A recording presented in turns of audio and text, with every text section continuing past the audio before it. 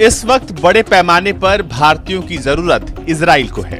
Israel चाहता है कि उसके पास तकरीबन 1 लाख भारतीय जाएं। मौजूदा हालात को देखते हुए इजराइल अब 1 लाख भारतीयों को अपने यहाँ ले जाने के लिए करेंगे। सऊदी अरेबिया में आज शकीरा का कॉन्सर्ट है। जी बिल्कुल, शकीरा का कॉन्सर्ट है आज सऊदी अरेबिया में। तो बातें ये की जा रही हैं कि देखिए वहां पर पैलेस्टीन में बच्चे मर रहे हैं, वहां पर लोग जाँ बहक हो रहे हैं, बमबारी हो रही है उनके ऊपर। खबर है कि इस्लामिक आतंकी संगठन हमास को शुरू करने वाले एक बड़े नेता के बेटे ने हिंदू धर्म की तारीफ की है, भगवान कृष्ण और गीता का जिक्र किया है और जाते जाते यहां तक कह दिया कि मुसलमान कभी भी दूसरे समुदायों के साथ चैन से नहीं रह सकते। जिसमें जॉर्डन की तरफ से एक स्टैंड सामने आया है और ये कहा गया है कि India as an emerging power in the world now. जिस तरह से इजराइल को भी नजर आ रहा है कि उसको भी लंबी जंग लड़नी है, ना सिर्फ उम्मा के खिलाफ, अन्य कई शक्तियों के खिलाफ भी, और उसके लिए उसको चाहिए मजबूत जामीर के लोग। मजबूत जामीर के लोग अब कहाँ से मिलेंगे? उसके इजराइल को नजर आता है कि कैसे भारत में बहुत बड़ी मेजॉरिटी की जो आबादी है वो एकदम कट्टर समर्थक है इजराइल की। कोई दूर दूर तक रिश्ता नहीं, ना हमारा यहूदियों का धर्म एक है, ना हमारे वो कोई पड़ोसी हैं, ना कोई हमारा कोई बहुत ज्यादा हिस्टोरिकल रिश्ते हैं। अगर हम टेक्निकली देखें तो कुछ भी नहीं है, लेकिन उस सब के बाद भी इतना तन मन धन से समर्पित होकर जो कट्टरता के साथ इजराइल का सपोर्ट करने वाले लोग भारत में हैं, वो देख करके इजराइल आश्चर्यचकित हो जाता है। अब इतना सब देखने के बाद भी यदि वो भारतीयों को प्राथमिकता नहीं देंगे तो किसको देंगे? पाकिस्तानियों को देंगे? आपको क्या लगता है? यूरोपियंस को देंगे? अमेरिकन को देंगे? चाइनीज को देंगे? कतई नहीं। जब कोई लेना देना नहीं, कुछ इतना कुछ नहीं खास नहीं, कोई ऐसा भी नहीं। चलो इजराइल ने जरूर हम लोग की मदद की है, लेकिन वो हमेशा सरकार गवर्नमेंट के लेवल पे हुई। पब्लिक तक तो वो चीजें पता भी नहीं थी। जब मदद वो कर रहा था उस समय तो पता भी नहीं था। अभी 5 साल पहले तक हम लोग को इतना कुछ जानकारी नहीं थी, मगर फिर भी एक इमोशनल रिश्ता है भारतीयों का और इजरायलियों का। वो चीज ही है जो इजराइल को और भारत को यहाँ पे इस मुकाम पर लाने पर खड़ा करती है। इस वक्त बड़े पैमाने पर भारतीयों की जरूरत इजराइल को है। इजराइल चाहता है कि उसके पास तकरीबन 1 लाख भारतीय जाएं। मौजूदा हालात को देखते हुए इजराइल अब 1 लाख भारतीयों को अपने यहाँ ले जाने के लिए तैयार हो गया है। दरअसल इजराइल की कंस्ट्रक्शन कंपनियां इस वक्त भारी मैन पावर की कमी से जूझ रही हैं। ऐसे में 1 लाख भारतीयों को इजराइल बुलाया गया है। ये 1 लाख भारतीय जो हैं वो 90,000 पैलेस्टीनियंस को रिप्लेस करेंगे। सऊदी अरेबिया में आज शकीरा का कॉन्सर्ट है। जी बिल्कुल, शकीरा का कॉन्सर्ट है आज सऊदी अरेबिया में। तो बातें ये की जा रही हैं कि देखिए वहां पर पैलेस्टीन में बच्चे मर रहे हैं, वहां पर लोग जाँ बहक हो रहे हैं, बमबारी हो रही है उनके ऊपर, और ये मुस्लिम उम्मा का जो लीडर है तो ये क्या कर रहे हैं, ये शकीरा का कॉन्सर्ट वहां पर करवा रहे हैं। सर अब दुनिया बदल चुकी है, आप किन हवाओं में बैठे हुए, आप कहाँ पर बैठे हुए, उनकी मर्जी है, वो उसको जैसे भी देखना चाहे, अपने मुल्क को जैसे भी लेकर चलना चाहे। और सऊदी अरेबिया तो इजराइल के साथ रिकॉग्नाइज उसको करना चाहता है। कि मुस्लिम लोग बोल रहे हैं कि फिलिस्तीन की जनता भूखी मर रही है, गाजा जल रहा है, लेकिन सऊदी अरब में शकीरा का डांस हो रहा है। कतर, पाकिस्तान और भारत के मुस्लिम तो सऊदी अरब के इस रवैये से सबसे ज्यादा नाराज हैं।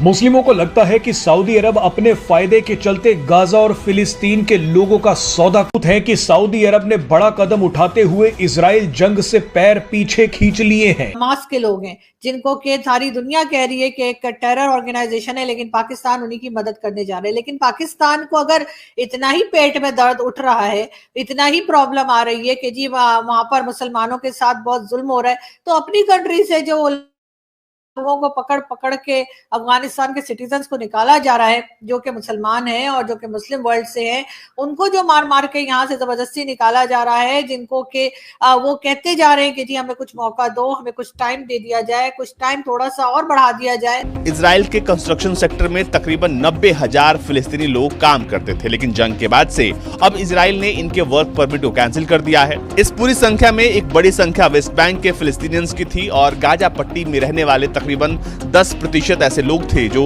यहाँ पर काम कर रहे थे। लेकिन अब कोई भी फिलिस्तीनी इजरायली कंस्ट्रक्शन सेक्टर में काम नहीं कर सकता क्योंकि इजराइल ने उनके वर्क परमिट को कैंसिल कर दिया है। आपको बता दें कि मई में भारत और इजराइल ने एक एमओयू साइन किया था जिसमें 42,000 भारतीय लोगों के इजराइल में काम करने को लेकर समझौता हुआ था। तब शुरू हो रहा है जब इजराइल और हमास की जंग खतरनाक होती जा रही है। अक्टूबर से मार्च तक चलने वाले इस जश्न में दुनिया भर के सेलिब्रिटीज, अरबपति और आम लोग सब पहुंचते हैं। नाच, गाना, बजाना और खाना सब होता है। सऊदी अरब इस कार्यक्रम से अरबों रुपए कमाता है। लेकिन इस बार सऊदी अरब के रियाद सीजन से मुस्लिम देश भड़क गए। हर जगह पर पैसा इन्वॉल्व है। चाइना हमें पैसा देता है, चाइना का सी पैक है, चाइना हमें हर वक्त लोन देता रहता है, चाइना को हम अपने बड़ा ही करीबी दोस्त बताते हैं और उसकी वजह सिर्फ और सिर्फ पैसा है। तो जाहिर है चाइना में अगर चाइनीज मुस्लिम्स के साथ कुछ भी हो रहा हो तो उसके ऊपर पाकिस्तान कोई बात नहीं करता। अफगानिस्तान के सिटीजन हमने रखे थे, रेफ्यूजीज हमने रखे थे, हमें पैसा मिल रहा था, अमेरिका से पैसा मिल रहा था, सारी दुनिया से रेफ्यूजीज को रखने के लिए पैसा मिल रहा था। हम कोई बात नहीं कर रहे थे, बड़े खुशी खुशी हमने रखा होता। वो पैसा आना बंद हो गया है। हमास आतंकी के बेटे ने हिंदुओं के लिए जो कहा वो आज पूरी दुनिया को सुनना चाहिए, खासतौर पर कट्टरपंथियों और वामपंथियों को। हमास आतंकी संगठन को पैदा करने वाले सदस्यों में से एक शेख हसन यूसुफ के बेटे मोसाब हसन ने अपने बयान से दुनिया में हड़कंप मचा दिया है। एक निजी चैनल को दिए गए इंटरव्यू में मोसाब हसन ने हिंदुओं की जमकर तारीफ की है। मोसाब हसन के बारे में दुनिया को तब पता चला जब उन्होंने सन ऑफ हमास नाम की एक किताब लिखी। मोसाब ने कहा कि हमास के आतंकी खुद को फ्रीडम फाइटर्स कहते हैं, लेकिन मैं आपको बता दूं कि ये सभी जोकर हैं।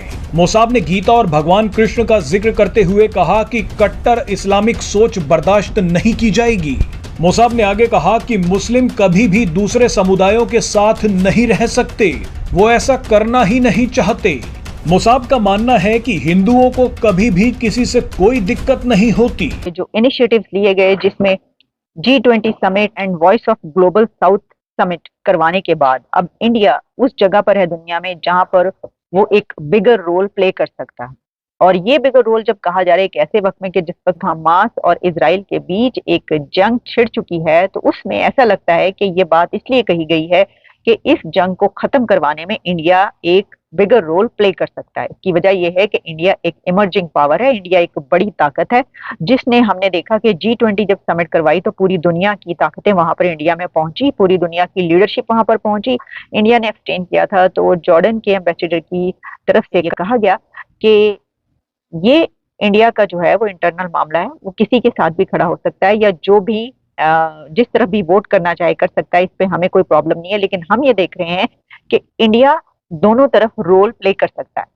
अच्छा, अब ये जो दोनों तरफ रोल प्ले करने की बात है, इसमें हमें ये नजर आता है कि हमास और इजराइल, यानी किसी से भी बात मनवानी हो, किसी को टेबल पर लाना हो, किसी से डायलॉग करना हो, जंग बंदी की बात करनी हो, तो जब पहले भी यूक्रेन और रशिया के बीच जंग छिड़ी थी तो उस वक्त जिस कंट्री का नाम बार बार लिया जा रहा था और जिस प्राइम मिनिस्टर का बार बार नाम लिया जा रहा था वो नरेंद्र मोदी साहब थे, जिनके मुतालिक कहा जा रहा था कि इस जंग को बंद करवाने, खत्म करवाने में वो अपना किरदार अदा कर सकते हैं। जिस तरह से भारत और इजराइल के रिश्ते मजबूत होते हुए नजर आ रहे हैं, जिस तरह से पूरा का पूरा हमको वहां पर नजर आ रहा है, क्योंकि इजरायलियों की नजर से अगर हम देखें तो दुनिया में 2 ही 4 कम्युनिटीज ऐसी हैं जो उन्हें लगता है कि उनका जेन्युइनली सपोर्ट करती है। उनको नजर नहीं आता होगा क्या? आपको क्या लगता है?